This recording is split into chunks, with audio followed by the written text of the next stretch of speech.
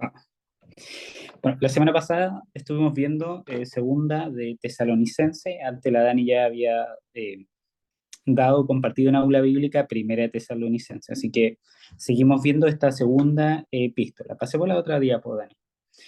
En la semana pasada vimos Jesús es nuestra esperanza y tocamos dos puntos. Jesús, la esperanza que abona mi fe. Hablamos primero, ¿qué es la fe? Y hablábamos que la fe era creer, era certeza, era convicción. Eh, ¿Cómo yo obtengo esa fe? Eh, Nombrábamos un pasaje bíblico que la fe viene por el oír y el oír la palabra de Dios, y que cada vez que yo interactúo con las escrituras, lo que producen es que el Espíritu Santo ayude o nos haga brotar fe del corazón y terminemos creyendo y sumergiéndonos cada vez más. Hablamos que el Señor también nos llamó a descansar en Él, que Tesalónica era un lugar bien conflictivo. De hecho, cuando el mismo apóstol Pablo fue a enseñar a ese lugar, lo terminaron echando y los hermanos de Tesalónica enfrentaban también un conflicto, y hacía que fuera bien complicado, la verdad. Entonces, Pablo decía que en algún momento o en medio de ese conflicto el Señor también iba a traer descanso sobre ellos. Y hoy vamos a ver otros dos puntos y con esto ya cerramos la epístola de segunda a los tesalonicenses, y es Jesús, la esperanza que activa, y ahí fue que activa. Sí, Jesús, esperanza que activa. Y voy a partir leyendo, esto está en segunda de Tesalonicenses, capítulo 2 versículo del 1 al 2. Y dice lo siguiente: Ahora bien, hermanos, en cuanto a la venida de nuestro Señor Jesucristo y a nuestra reunión con Él, les pedimos que no pierdan la cabeza, ni se alarmen por ciertas profecías, ni por mensajes orales o escritos supuestamente nuestros, que digan, ya llegó el día del Señor. Ese es el pasaje del primer punto. Ocurre algo en medio de Tesalónica, que es que aparte de esta comunidad de fe estar asediada, tener ciertos problemas con quien viven en medio de la ciudad por su fe, eran perseguidos, eran molestados, eran discriminados.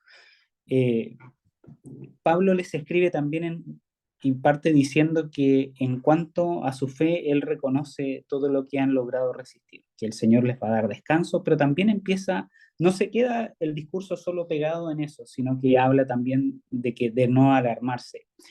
Y ahí nombra y habla de un día especial que tiene mucha profundidad, que habla del día del Señor. Y el día del Señor en realidad se abarca en libros del Antiguo Testamento como en epístolas del Nuevo Testamento. Y el día del Señor, ese día del Señor no se refiere al Sabbat o al sábado o al día de reposo o al día de descanso, sino el día del Señor se refiere a un lapso de tiempo con hechos concretos, y que varios de estos hechos están en el libro de Apocalipsis.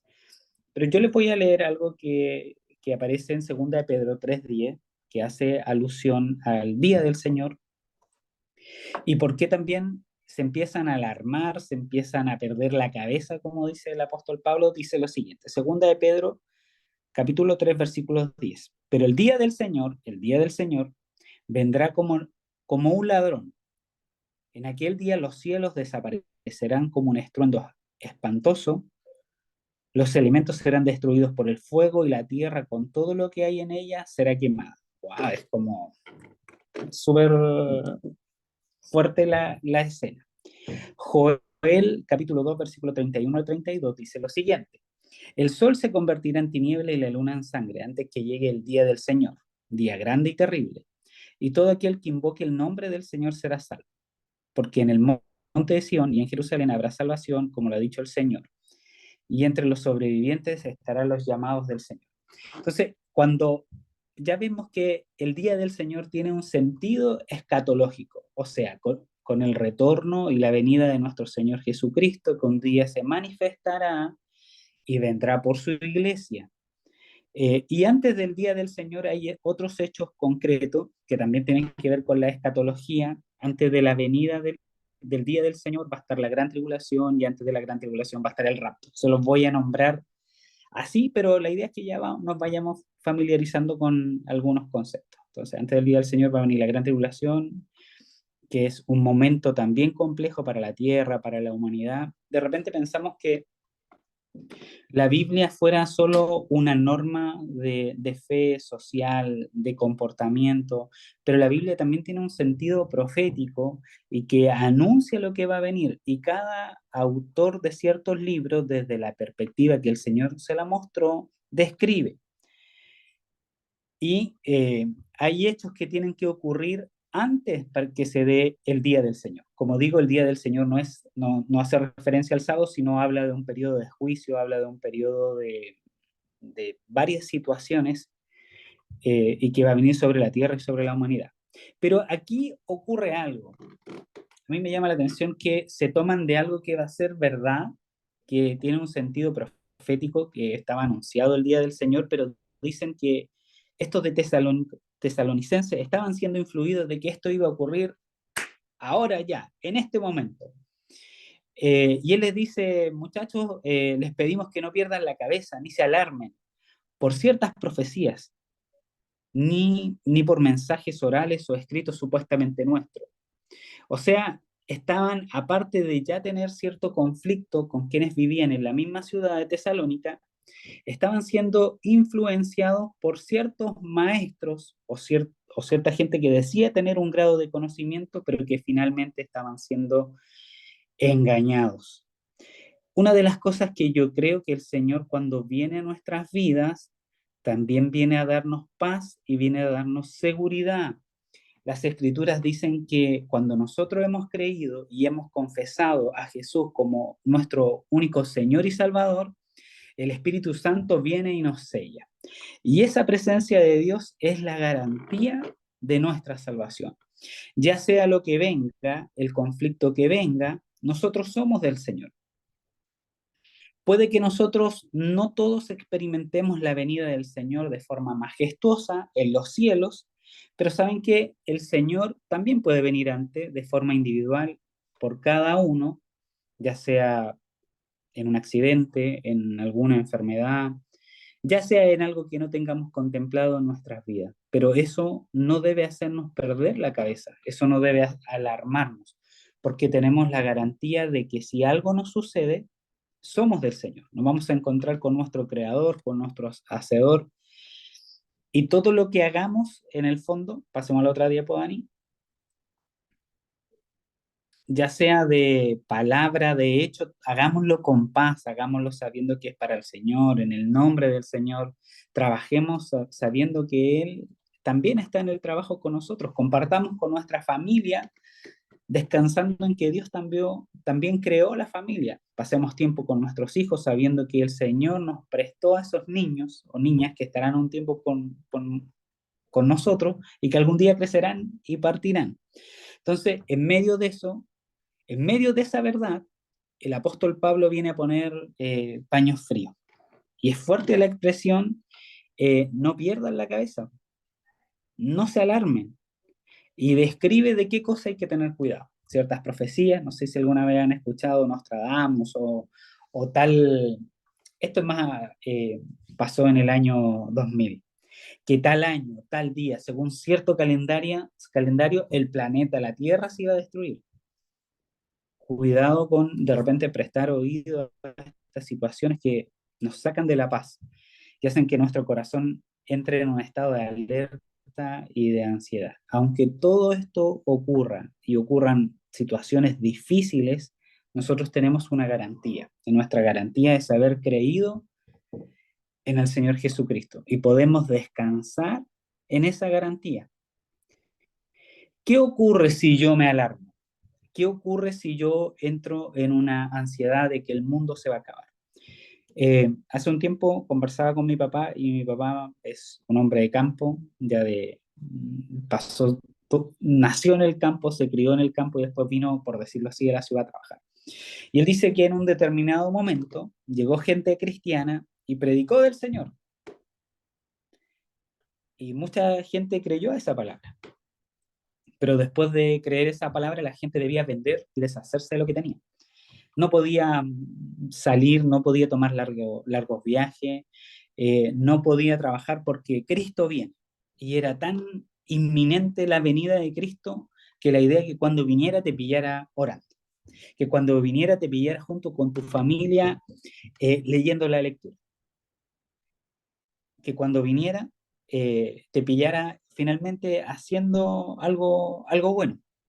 Y mi papá me dice que la gente empezó a vender sus cosas, dejó de sembrar, dejó de hacer sus actividades y que pasado un tiempo muchos sufrieron en el invierno porque tenían que sembrar en ciertas épocas o en ciertos periodos y no habían trabajado, no habían sembrado, sus corazones se habían llenado de ansiedad, había mucho afán. Entonces, eh, perdieron la calma. Nuestra tranquilidad es que si el Señor viene, ya sea de forma individual, por tu vida, por mi vida, tenemos la garantía de que nos vamos a encontrar con Él. Por lo tanto, no debemos perturbarnos, no debemos dejarnos arrastrar por ningún tipo de pensamiento o corriente que pareciera de repente buena o bíblica, pero lo que hace finalmente es contaminar. Si yo le quisiera dar un vaso de agua a Claudio o a Ariel y a ese vaso yo le echo 2 gotitas de cianuro, aunque el 98% sea agua, estoy seguro que el cianuro va a hacer su efecto. Por eso es importante saber lo que dice la escritura, saber, ir conociendo, ir aprendiendo. Y yo les voy a leer esto está en Mateo, son 2 versículos, capítulo 24, versículo 23, y dice, entonces, si alguno les dice, miren, aquí está el Cristo, aquí, ahora ya, allí está, no le crean, porque surgirán falsos cristos y falsos profetas que harán señales y milagros para engañar. Debe ser, continúa después diciendo que aún si es posible hasta los elegidos los van a engañar, pero vamos a ver de repente inclusive cosas asombrosas. Yo recuerdo una profesora que, que yo no sabía que hacía Reiki y que en un momento determinado a un compañero se le apagó el teléfono y ella lo toma en sus manos y le dice, mira, presta atención lo que voy a hacer. Y se concentró, estuvo unos segundos ahí y después él pudo encender su teléfono y había cargado sobre el 60%, pero ella contó que lo hizo con la técnica de Reiki. Hay cosas hay, que parecen como, oh, aquí hay poder, aquí está Dios, pero no debemos dejarnos arrastrar por esa. Nuestra norma de fe y de conducta siempre será la palabra de Dios. Voy a leerle otro texto bíblico que está en Segunda de Pedro, capítulo 2, versículo del 1 al 3. Y dice lo siguiente. En el pueblo hubo falsos profetas. También entre ustedes habrá falsos maestros que encubiertamente introducirán herejías destructivas al extremo de negar al mismo soberano Señor que los rescató. Esto les traerá una pronta destrucción. Muchos los seguirán en sus prácticas vergonzosas y por causa de ellas se difamará el camino de la verdad, llevándolos por la avaricia. Estos falsos maestros se aprovecharán de ustedes con palabras engañosas. Desde hace mucho tiempo su condenación está preparada y su destrucción los acecha. De que en algún momento vamos a escuchar o inclusive hasta Saliluz puede llegar cierto pseudo maestro con prácticas extrañas, lo que a nosotros nos tiene que regir es lo que nosotros estudiamos, lo que nosotros leemos, lo que nosotros predicamos. Hoy en día, en esta era digital, es súper fácil escuchar inclusive predicadores famosos o predicadores de otra iglesia con el tema de Spotify, con YouTube o con algún reel que pareciera ser bueno, pero también nos encontramos con prácticas que no se apegan a la palabra, con prácticas que no van dentro de la sana doctrina, que más que rayar el límite se pasan como cuatro pueblos, por decirlo así. Nosotros debemos conocer la escritura y eso nos va a permitir saber cómo nosotros debemos conducirnos. Y siempre el Señor va a traer paz, va a traer descanso, sobre nuestras vidas. Podremos agitarnos por periodos de tiempo, por periodos difíciles, por periodos complicados, en medio de una enfermedad, en medio de ver a un ser amado partir, pero no por eso significa que yo voto todo, dejo todo. Van a haber situaciones difíciles, pero en medio de las situaciones difíciles, el Señor puede traer paz. Así como los discípulos en la barca, que en medio de esa tormenta parece que se iban a hundir, pero el Señor en medio de eso trae paz. Y el Señor también trae paz a nuestras vidas en medio de momentos difíciles. Ya sea que escuchemos ciertas profecías, mensajes orales o supuestamente un nuevo evangelio, el evangelio de Judas o otros tipos de escritura pseudoepigráfica, que si hay algo con lo que lucha Pablo y después la iglesia es con ciertos evangelios o ciertos escritos que tenían nombres de apóstoles, pero que nunca fueron escritos por ellos. Y eso hizo que también gente se desbandara. Por eso la escritura tiene 66 libros. 66 libros fue el canon y se dijo desde Génesis, que quiere decir inicio, hasta el Apocalipsis, hasta el libro de Revelación, todo muestra todo nuestro marco en el cual nosotros debiéramos creer y confesar. Así que no se alteren si de repente escuchan que hay un nuevo evangelio. La escritura es clara, dice, si aunque un ángel descendiera del cielo y les predique otro evangelio, no crean, no crean, no crean a eso. El mismo que predica ese es maldito, es anatema. Imagínate, la Biblia dice también que Satanás se disfraza como ángel de luz, y aunque pareciera que un ángel te mostrara algo, lo que nosotros debemos hacer es creer en las escrituras en nuestro corazón. Va a ser siempre la lámpara. Y la escritura como consecuencia va a traer tranquilidad, va a traer descanso, va a traer quietud, va a traer el deseo de orar, va a traer el deseo de congregarme. Cuando yo me conecto con las escrituras, la vida espiritual también fluye a través de mí, se manifiesta a través de mí. Así que no pierdan la cabeza. Como le digo, la venida del Señor va a venir, va a ser en algún momento determinado. Y dice también que ponen señales, va a haber guerra, va a haber hambruna, va a haber una serie de cosas. Pero aunque eso suceda, mi corazón debe descansar en el Señor y debo procurar que mi familia y el máximo de mi familia conozca al Señor y tenga de esta misma paz. Lucas capítulo 17, versículo del 35, dice lo siguiente. Dos mujeres se estarán moliendo juntas, una será llevada y la otra será dejada. ¿Dónde, Señor? Preguntaron, y ahí donde dice esa palabra cadáver, dice porque donde esté el cadáver, allí se reunirán los cuervos, diciendo, cuando esto empiece a ocurrir, a manifestarse, es porque ya es señal de una mujer va a ser llevada y la otra no. Y habla de que cuando Cristo venga y se manifieste, va a los que creen en Él, seguramente, no, ciertamente van a ser llevados y los que no creen van a quedar. Pero los que creemos tenemos que tener esa paz, esa tranquilidad. Pasemos a la otra diapo.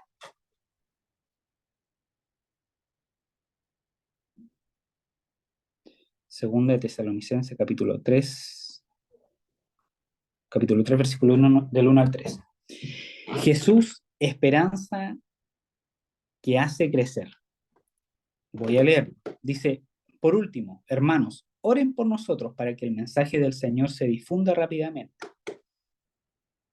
y se le reciba con honor, tal como sucedió entre ustedes. Oren además para que seamos libertados de personas perversas y malvadas, porque no todos tienen fe, pero el Señor es fiel y les fortalecerá y los protegerá del maligno. Vamos a la otra diapositiva. Si hay algo que me gusta mucho es que el apóstol Pablo, escritor casi de 2/3 del Nuevo Testamento, él pide oración y dice, oren por nosotros. Y si hay algo que me gusta de esto es que cuando yo pido oración, estoy reconociendo al cuerpo. Si hay algo que yo aprendí hace mucho tiempo es que los llaneros solitarios en la fe no existen. Yo recuerdo hace años, en Betel hacían cadenas de oración, entonces uno tenía que inscribirse entre cierto horario.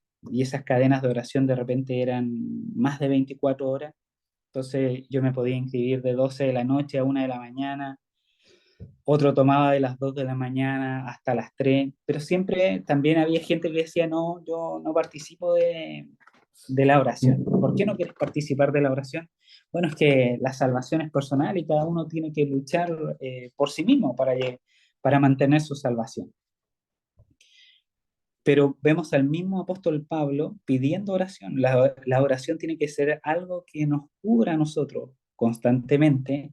Es que nosotros no tan solo pidamos por nosotros mismos, Señor, mi familia, mi alimento, cuídame, protégeme, que no le pase nada a mi casa, sino que la oración también tiene que ser esos brazos que me permiten amar a otro y es cubriéndolos también en oración.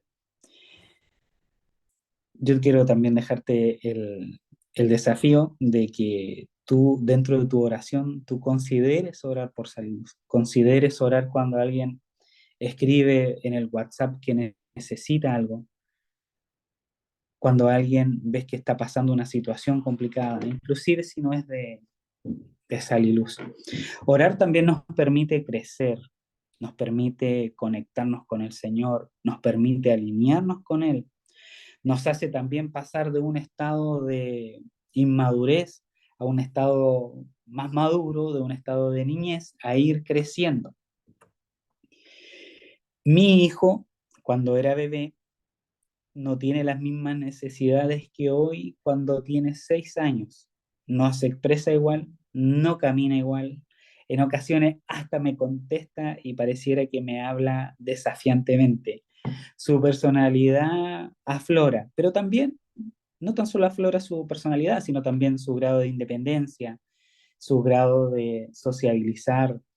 Cuando nosotros oramos, nosotros también crecemos. Dios se manifiesta en medio de esa oración y también nos impulsa a que avancemos en esta relación, tanto con Él y hacia la comunidad. Alguien que ora no puede decir, bueno, yo oro y no me relaciono con el resto. Cuando nosotros oramos se nos nota, y se nos nota porque vamos a crecer y crecemos también en amor y vamos a querer abrazar a otros. Segunda de Tesalonicenses, capítulo 3 versículo 1. La diapo más atrás.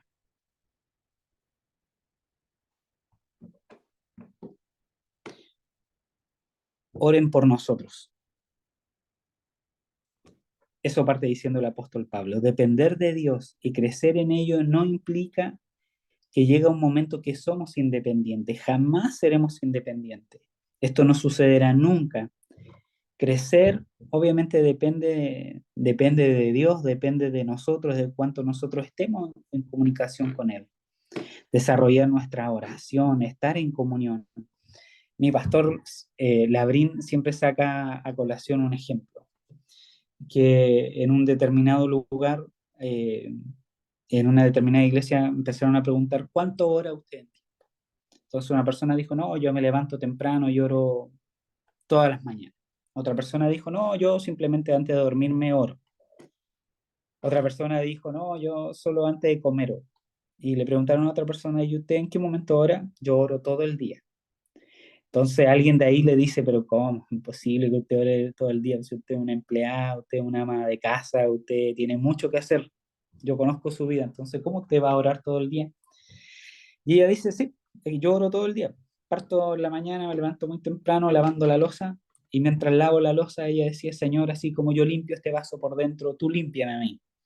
Y después barría la sala de estar, la cocina, y mientras barría le decía, Señor, así como yo barro este lugar, limpia tú también mis pensamientos. Después tocaba trapear, Señor, en la medida que trapeo este piso, en la medida que le saco brillo, Señor, limpia también mi lengua para no hablar de otros. Y la verdad que es un gran ejemplo de que muchas veces para orar no tan solo basta una posición, un lugar, un entorno o cierta música, podemos traer la oración a nuestras actividades diarias, en medio de lo que hacemos, en medio de donde estamos, en medio de nuestras familias, manejando, en medio de nuestro trabajo, en el horario de colación, siempre. Primera de Tesalonicenses dice, que oremos siempre, orar sin cesar. Orar es comunicarnos con Dios, es hablar con Dios. No necesitamos decir, oh Dios de los cielos que no te pueden contener. No es necesario usar tal lenguaje que pareciera que en vez de acercarnos a Dios, nos aleja de Dios. Orar nos acerca a Dios y nos acerca a la comunidad. Pablo dice, oren por nosotros. Implica que orar por los demás nos hace sentir que ellos también nos pertenecen a la comunidad y nosotros pertenecemos a esta misma comunidad. Y debemos también orar siempre por quienes nos guían, quienes van a la cabeza. Muchas veces las personas que van a la cabeza, si se equivocan eh, o si cometen algún error, o si su corazón se enfría, también todo el cuerpo lo va a repercutir, lo va a sentir, vamos a sentir el desánimo de quien va a la cabeza, de quien va adelante. Entonces debemos también orar por quienes nos guían, por quienes van adelante, por quienes también ayudan a montar, a desmontar el coffee, por los que predican, por los que tocan, por aquellos que hacen un montón de cosas que desde el sábado ya están armando pancito en su casa. Oremos, animémonos a orar, a ir más allá que Dios cuídame, protégeme, dame. Parece una larga petición que le damos a Dios, pero también tratemos de abrazar a otros por medio de la oración.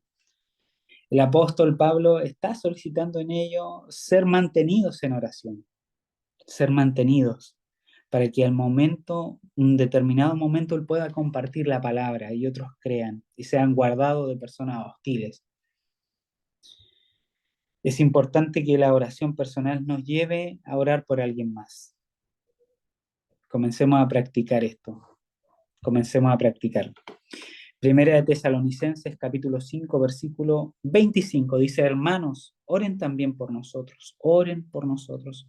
Segunda de Corintios, capítulo 1, versículo 11, dice, ustedes nos ayudan orando por nosotros. O sea, no necesitamos, en la medida que yo oro por ti y tú oras por mí, le damos vida a este cuerpo de Cristo, nos hacemos cuerpo.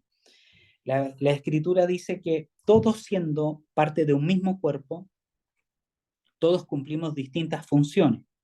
Lo que no puede hacer el cuerpo es la mano pelearse con el ojo y el ojo con la mano, desconocerse, o la mano decirle al pie, la mano decirle al pie, ¿sabes qué pie? Ya no te necesito para avanzar, y descartar el pie. Por el contrario, cada una de las partes de nuestro cuerpo se coordinan para hacer la cinética, para hacer los movimientos, para avanzar.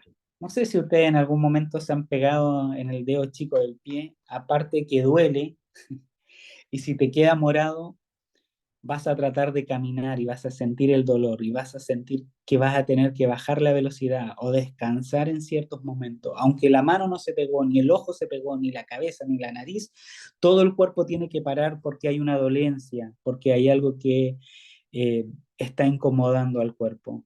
En la medida que tú creces, que tú eres bendecido y que tú te acercas a Dios, todos juntos como cuerpo avanzamos. La oración ayuda a pavimentar este camino, a pavimentar, a crecer. Pasemos a la otra área. Segunda de Tesalonicenses, capítulo 3, versículo 5, dice lo siguiente: que el Señor les lleve a amar como Dios ama y a perseverar como Cristo perseveró. Que el Señor les lleve a amar como Dios ama. ¡Wow! Esa es una tremenda declaración, porque cómo nos amó Dios a tal punto que fue capaz de dar a su Hijo Jesucristo para que muriera en la cruz por tus errores, por mis errores. Fue un amor que logró perdonar y se logró desprender. De la misma manera Dios nos pide amar. Yo sé que es difícil, yo sé que es difícil amar a aquel que te clonó la tarjeta, yo sé que es difícil amar al que te chocó el vehículo y no se hizo responsable. Yo sé que es difícil amar a quien te pudo haber robado X cosa a tu vista y que no lograste defenderte. Amar a ese nivel. Amar muchas veces a la familia, inclusive nos cuesta, por las distintas diferencias que pudiesen haber. Pero también en la medida que yo me comunico, también el amor se desarrolla en mi corazón. Qué interesante resulta saber que el amor crece en la medida que nos mantenemos dependiendo de Dios, en la medida que nos mantenemos dependiendo de Él. El amor va a crecer no por mi fuerza, no porque yo sea bueno, sino porque su presencia está también en mí y su presencia, como hemos dicho anteriormente, se manifiesta en paz, en tranquilidad, pero también en amor, que soy capaz de amar a otros, ya no, no tan solo de ignorar, también tengo la capacidad de amar. No se trata tan solo de vivir una vida en la comunidad en te amo amiguita, te amo amiguito, te amo hermano, te amo X, sino que debemos crecer a tal punto de amar como Dios amó. Ese es el desafío, amar. Está ahí expuesto, Primera de Juan, capítulo 3 versículo 1, la primera parte dice, Dios nos ama sin medida. Wow, imagínate amar como Dios ama, sin medida. A lo mejor con mi hijo se me es posible perdonarle a la hora que él despierte, seguramente nos va a despertar y no le vamos a reprochar nada, nos vamos a preocupar, hijo, que estás bien, sientes algo, pero con otros yo creo que es una tarea. Yo creo que es una tarea no menor. Romanos capítulo 5 versículo 8 dice, Dios nos ama incondicionalmente. Dios nos ama. ¿Cómo ama a Dios? Dios ama sin medida, Dios ama incondicionalmente. O sea que el que me la hizo no necesariamente me las tiene que pagar. Cuando yo profeso y digo con mi boca, yo soy de Cristo, yo acepté a Cristo, también debo cargar con esta responsabilidad de sacar el rencor de mi corazón, de sacar el daño y tratar de perdonar, de amar de forma incondicional, incondicional, que no está sujeta a algo predeterminado. Efesios capítulo 3, versículo 19 dice lo siguiente, Dios nos ama incomprensiblemente, wow, nos ama sin medida, nos ama de forma incondicional y nos ama de a tal punto que nosotros no podemos comprender, incomprensiblemente, más de lo que nosotros logramos entender, más de lo que nosotros logramos imaginar. En un momento Pedro estaba hablando con el Señor Jesucristo y le dice lo siguiente, Señor, ¿cuántas veces perdonaré a mi hermano?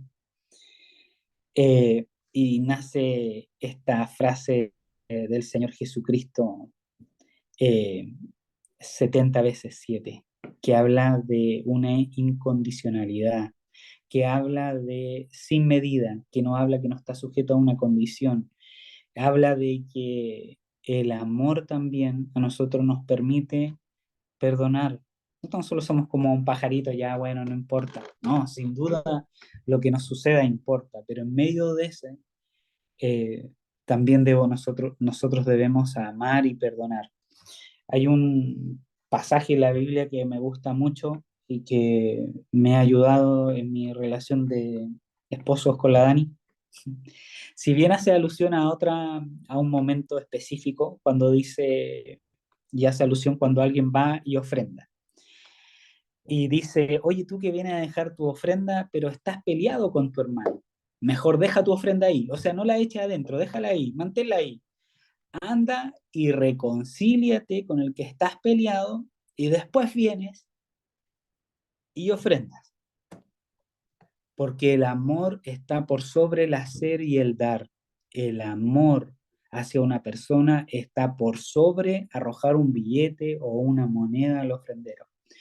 Lo mismo aplico yo en mi vida y muchas veces me cuesta. La Dani me tiene mucha paciencia, pero yo no voy a predicar, no voy a ir a montar algo a Saliluz, no voy a hacer otras cosas hasta que yo esté bien con ella, porque yo siento que si estoy peleado con la persona que vivo, que no le puedo mentir y encima estar peleado, siento que pierdo autoridad, pero estar bien con ella me da autoridad. Es más,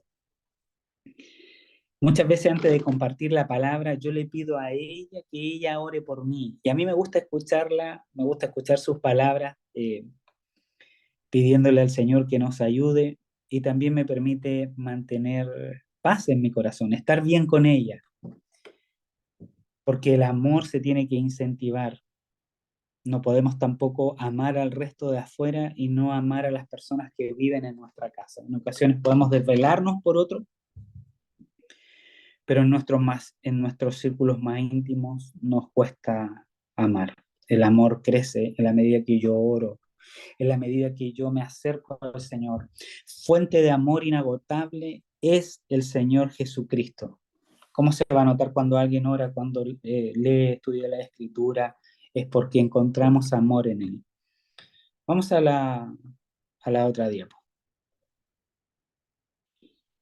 San Agustín de Hipona dijo lo siguiente: ama a Dios y haz lo que quieras. Parece que no tuviera límites. Dice, si callas, callas con amor. Si gritas, gritas con amor. Si corriges, corriges con amor. Si perdonas, perdonas con amor. Si tienes el amor arraigado en ti, ninguna otra cosa, sino el amor serán tus frutos. El amor serán tus frutos. Y este amor al que hace alusión no es simplemente la pasión de besarse con quien te gusta, de dormir con la persona que te casaste. Esto habla de más allá, habla de, como lo describíamos más atrás, un amor que no mide, un amor que es capaz de abrazar a otros. Si tienes el amor arraigado en ti, ninguna otra cosa, sino el amor serán tus frutos. Vamos a la siguiente diapositiva. Recapitulemos un poquito. Estos tesalonicenses, como dijimos en la aula bíblica pasada, estaban en un entorno hostil. La gente les decía en su cara que no compartía su fe y ellos habían logrado resistir.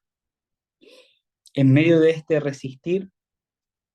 eh, resistir y de guardar su fe, Pablo se da cuenta que también dentro de ellos están siendo alterados por un conocimiento que alguien trajo, que hablaba del día del Señor y que era ahora ya y que él trata de poner paños fríos. Después la epístola continúa en su desarrollo. Pablo pide que oren por él, que lo comentamos, y que el mismo apóstol después dice que el Señor les lleve a amar a Dios, el Señor, el Señor les lleve a amar como Dios ama. Y aquí continúa avanzando y nos encontramos en 2 Tesalonicenses capítulo 3 versículo 12 y dice lo siguiente. Tiene como título arriba la presentación: crece en actitud correcta frente al trabajo. Porque cuando nosotros venimos a Cristo, nuestra comunión con Él es integral. No es tan solo de orar, no es tan solo de sentir, no es tan solo de amar y de llorar con quien te cuenta una historia triste, sino que también nos manda a trabajar y a ser ejemplo de lo que nosotros hacemos. Y en especial con cierto grupo que estaba de ocioso. Segunda de Tesalonicenses capítulo 3 versículo 12 dice: a tales personas les ordenamos y les exhortamos, o sea, les invitamos en el Señor Jesucristo, que tranquilamente se pongan a, no dice orar, esta vez lo nombró más arriba, amar también lo nombró más arriba, pero también nos manda a trabajar para ganarse la vida. Qué increíble encontrar en las escrituras cuando pensamos que simplemente es fomentar el espíritu, hacer crecer el alma, pero las mismas escrituras dice, oye, les mandamos que se pongan a trabajar. Y trabajar muchas veces es el cable a tierra. ¿Por qué es el cable a tierra? Porque dejamos, cuando nosotros trabajamos, de estar tanto tiempo ocioso. Cuando nosotros trabajamos sabemos cuánto vale un kilo de pan. Cuando nosotros trabajamos tenemos una relación del mundo real, no vivimos solo en una burbuja que muchas veces se les cuestiona a ciertos grupos religiosos que pareciera que desconocen el mundo, parece que desconocieran que hemos pasado por un periodo de inflación, que desconocen el alza de los combustibles, el alza de la canasta básica, todo esto que ha subido. Trabajar nos mantiene en contacto con las personas, nos mantiene hablando su lenguaje. Si nosotros dijéramos, saben que el mundo está demasiado contaminado y vámonos a algún lugar, a algún campo, y tengamos ahí la comunidad y tratemos de no contaminarnos y sembramos nosotros mismos lo que vamos a comer, cuidamos nuestros niños entre todos, hacemos una escuela para niños ahí mismo, no nos contaminemos con el resto. Pero ¿saben qué? No hemos sido a llamarnos, no hemos sido llamados a apartarnos del mundo así como tal. Hemos sido llamados a insertarnos en el mundo, a ser ejemplo y ser bueno también en lo que nosotros hacemos. Muchas veces el creyente pasa a ser el más flojo, el que no quiere esforzarse. Así nadie va a creer en el Evangelio. También en el lugar que yo trabajo, me ha tocado más de alguna vez ir a hablar con alguien y no puede hablar porque está hablando con el pastor por teléfono. Voy media hora después y todavía está hablando con el pastor por teléfono y ya pasa más de una hora y ahora lo llamó un hermano de la iglesia. Para, loco, si para eso nos congregamos, para eso tienes tu iglesia igual, para eso también tienes tu horario fuera de trabajo, para también hacer tu vida. Vamos al trabajo con la actitud correcta y tratar de hacerlo con excelencia. Se quiera o no, trabajar es una de las mejores maneras de mostrar que somos creyentes, mm, hijos de Dios. Es una manera práctica de dar evidencia de lo que ha sucedido en nuestro interior, como yo también me desenvuelvo. Muchas veces hablamos de que la gente no va a leer otra Biblia que no seas tú, no va a escuchar ninguna predicación, excepto que te vea a ti. No va a venir a la comunidad de Sal y Luz ni a ningún grupo religioso, clérigo, espiritual o como quieras llamarlo, si ve un mal ejemplo en ti. Porque va a decir, ah, para ser como este, mejor me quedo así. Y muchas veces hay gente con una ética y una moral súper alta y que es súper honesto y que es súper buen trabajador y que no conoce a Cristo. Pero nosotros que sí conocemos al Señor, debiéramos ser ejemplo público también en nuestra forma de trabajar, en nuestra forma de desenvolvernos también delante de otros, para que cuando, si en alguna instancia se da poder hablar del Señor, saber que no me corrí, que no me fui antes, que no fui el último que llegué, que no vivo sacándole el cuerpo a la pega, por el contrario, nos mandan a trabajar y ser ejemplo en esto. Y el Señor manda a trabajar desde un principio. Génesis capítulo 2, versículo del 15 al 16 dice lo siguiente. Dios, el Señor, tomó al hombre y lo puso en el jardín del Edén para que lo cultivara y lo cuidara y le dio este mandato: puedes comer de todos los árboles del jardín. Tomó al hombre y lo puso en el jardín del Edén. ¿Para qué? Para que cultivara y lo cuidara. Le dio un rol de administrador y también un rol de gestión. Dios lo puso a trabajar en medio de su creación.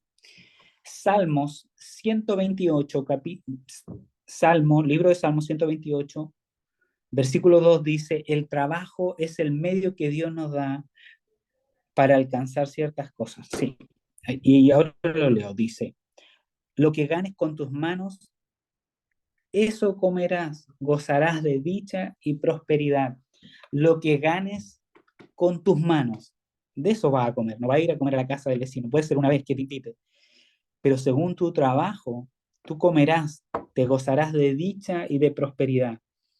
No estamos llamados todos a ser gerente general de McDonald's o de Starbucks o de alguna otra cadena.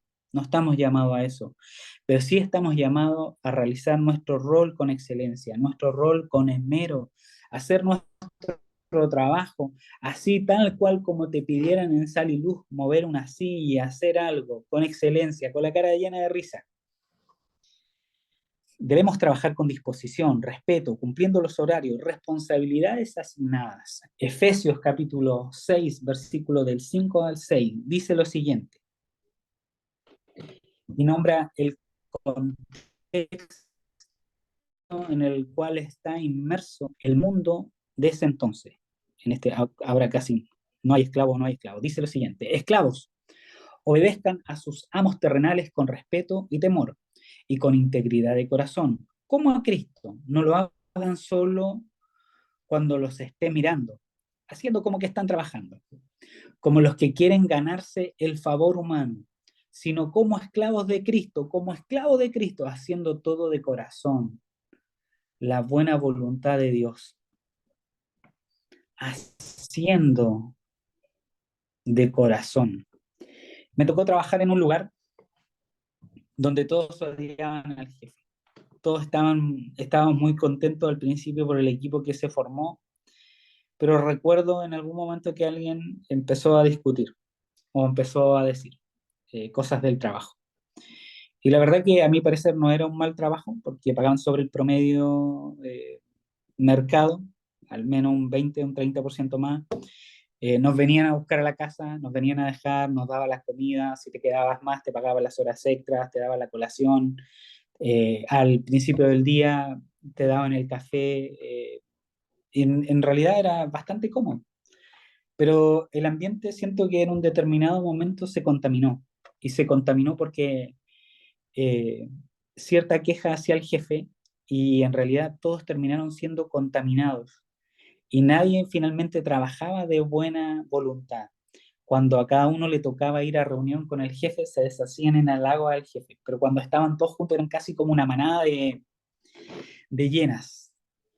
El reclamo era todo el día y la queja era todo el día. ¿Y saben qué fue lo peor? Que después ese contrato, ese proyecto se cerró y todos decían: ¿qué voy a hacer ahora? Me quedé sin este trabajo, me quedé ahora sin mi fuente de ingreso. No tan solo le damos gracias a Dios por el trabajo que nos permitió tener, pero también en medio de ese trabajo hagámoslo bien, hagámoslo de corazón, hagámoslo haciendo como para el Señor, agradando, no tan solo como para el Señor, no agradando al ojo, sino sé profesional, sé técnico en lo que hace, sé si tienes un oficio, ya sea carpintero, peluquero, mecánico. ¿Cuántas quejas no hay hacia los mecánicos de que de repente te meten un repuesto trucho? ¿Cuántas quejas no hay de repente que se le pidió a alguien y que salía en tu propia trampa? Alguien que viniese a arreglar una lavadora y que venía y que le dejaban un cable desconectado, venía el tipo, te sacaba la pieza y te decía: no, le falta tal pieza y yo la tengo y vale tanto. Imagínate ser grabado y que tú aparezca y es casi una funa. Somos llamados a trabajar y a hacerlo bien. Efesios capítulo 6 versículo del 5 al 6. Sí. Reitera que lo que hagamos, hagámoslo de corazón. Para ir terminando esta aula, quiero de forma global que podamos responder primero cada uno dentro de su corazón. ¿Qué tan a menudo oro? ¿Solo en tiempos de problemas? ¿Solo en tiempos de crisis? ¿Qué contiene tu oración? ¿Solo peticiones para ti mismo? Pregunta número 2. ¿En qué área de mi vida identifico que he crecido en amor? Con mi suegra, diría alguien. ¿En qué área de mi vida identifico que he crecido en amor? Pregunta número 3, que es la pregunta para ganarse el auto. Eh, Estoy agradecido o agradecida por el computador, Lori y Claudio, vamos, el iPad. No, no. Estoy agradecido o agradecida por el trabajo que tengo, reconociendo que Dios me lo ha concedido. ¿Reconoces el favor de Dios también en tu fuente de ingreso?